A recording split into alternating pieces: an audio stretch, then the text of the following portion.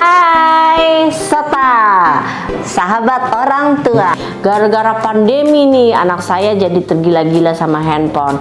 Untuk merebut hati anak, padahal kita tahu teknologi bakalan merebut mereka. Coba cek dulu sebelum pandemi gitu nggak?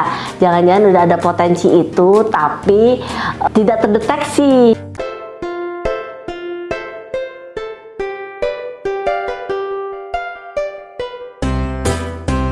Hai Sota, sahabat orang tua. Kembali dengan saya Bunda Lucy. Nah, udah lama kan nggak ngeliat saya? Iya, saya juga udah lama nggak ngeliat teman-teman semua.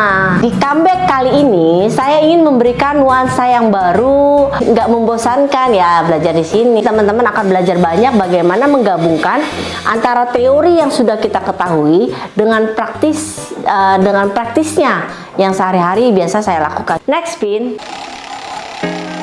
Menurut Bunda, apa yang tersulit di zaman sekarang? Oke, kalau semua orang yang mungkin sejak pandemi ya datang ke saya itu pasti awalnya adalah menyalahkan pandemi. Gara-gara pandemi nih anak saya jadi tergila-gila sama handphone. Dulu sebelumnya nggak pernah dikasih handphone, sejak pandemi dia harus di depan laptop terus. Gara-gara pandemi nih anak saya mengurung diri.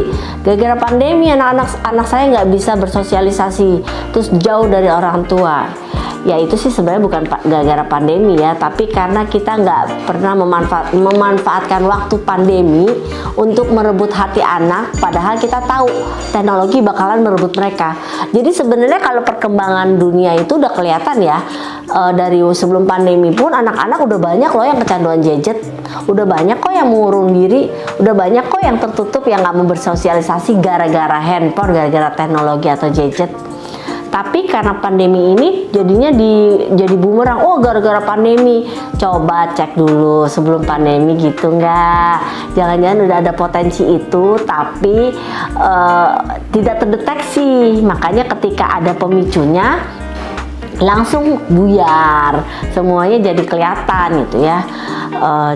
Teknologi betul itu semacam kalau buat orang tua kayak musuhnya orang tua, karena gara-gara gadget anak saya jadi nggak bisa berkomunikasi sama saya. Emang sebelum pandemi anak-anak bisa berkomunikasi sama Anda?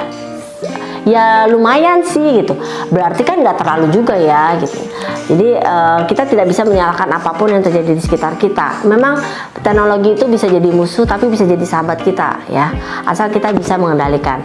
Kontrol diri terhadap barang itu lebih penting dibanding barang itu mengontrol hidup kita. Dan tuntutannya itu adalah lagi-lagi komunikasi sih.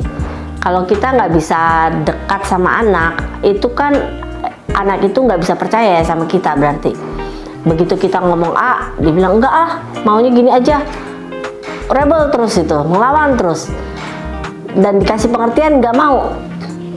Terus kalau dikasih pengertian marah-marah. Nah itu kan yang terjadi banget, sering banget terjadi di zaman sekarang gitu ya.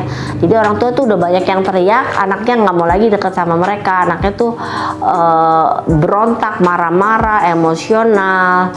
Yuk kita sama-sama berkaca ya, apa yang sudah kita lakukan pada anak, itu yang anak akan lakukan pada kita.